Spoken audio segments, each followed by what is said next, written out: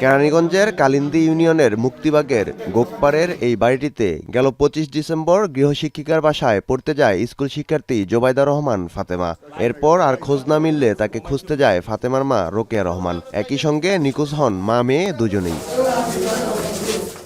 অবশেষে নিখোঁজের ২১ দিন পর বৃহস্পতিবার সন্ধ্যায় ওই বাড়ির দ্বিতীয় তলার একটি ফ্ল্যাট থেকে মা মেয়ের মরদেহ উদ্ধার করা হয়। বাড়ির মালিকের দাবি, বিগত কয়েকদিন যাবৎ পচা গন্ধ পেলে পুলিশকে খবর দেন তারা। পরে এসে ফ্ল্যাটের খাটের নিচে ও বাথরুমের ছাদ থেকে মা ও মেয়ের অর্ধগলিত মরদেহ উদ্ধার করে পুলিশ। আমরা সিসিটিভি তাদের অস্বাভাবিক আচরণ দেখতে পাচ্ছি, এটা আমার ওয়াইফ দেখছে আর কি।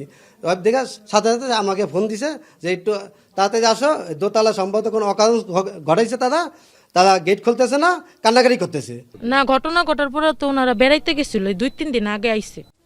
নিহতের স্বামীর দাবি, নিখোঁজের পর কয়েকবার এসে তার স্ত্রী ও মেয়েকে খোঁজার চেষ্টা করলেও বাড়ির মালিকের সহযোগিতা পাননি তিনি।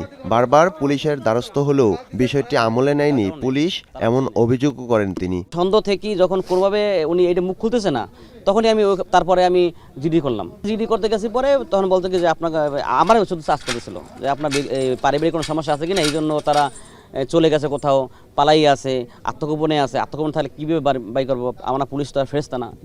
অভিযোগ পাওয়ার পর ভুক্তভোগীদের সন্ধানে চেষ্টা অব্যাহত ছিল বলে জানান মামলার তদন্তকারী কর্মকর্তা। মেয়ের হচ্ছে দুইটা নাম্বার ছিল, আমরা কল লিস্ট নিয়ে আসি, সিরিয়াল নিয়ে আসি।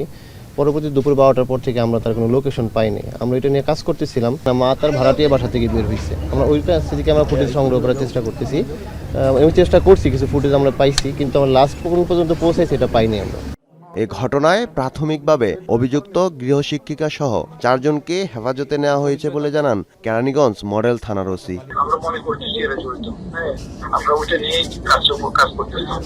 এখনো কাউকে দেখানো হচ্ছে না, জিজ্ঞাসাবাদ চলতেছে। চাঞ্চল্যকর এ ঘটনায় জড়িতদের দৃষ্টান্তমূলক শাস্তি দাবি করছেন নিহতের পরিবার ও এলাকাবাসী। ফেরদৌস রহমান, এখন, ঢাকা।